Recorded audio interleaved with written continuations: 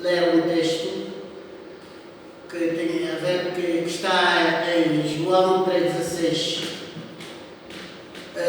que diz o seguinte: Deus amou o mundo de tal sorte, de tal maneira, que deu o seu Filho unigênito, para que todo aquele que nele crê não pereça, mas tenha a vida eterna.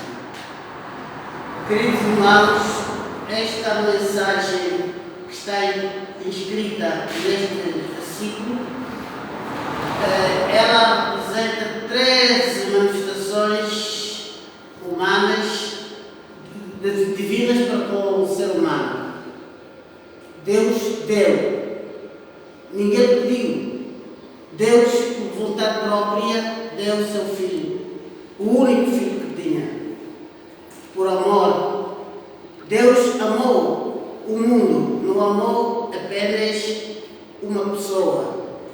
O amor de Deus não se estende à singularidade, mas aplica-se, de modo geral, no pluralismo. Amou o mundo.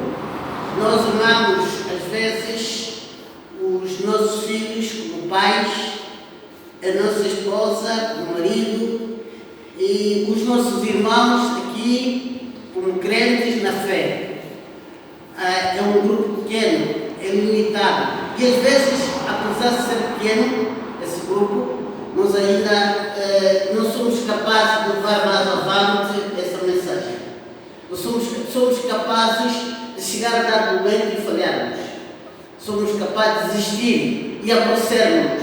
Mas Deus, que é o Senhor de todas as coisas, deu o seu Filho sem limites. Amém. Por essa razão, nós estamos muito satisfeitos e podemos, sentirmos alegres para todo este dia que nós, de fato, comemoramos o Dia Internacional da Mulher. Que Deus se digna abençoar a sua palavra. Amém. Amém.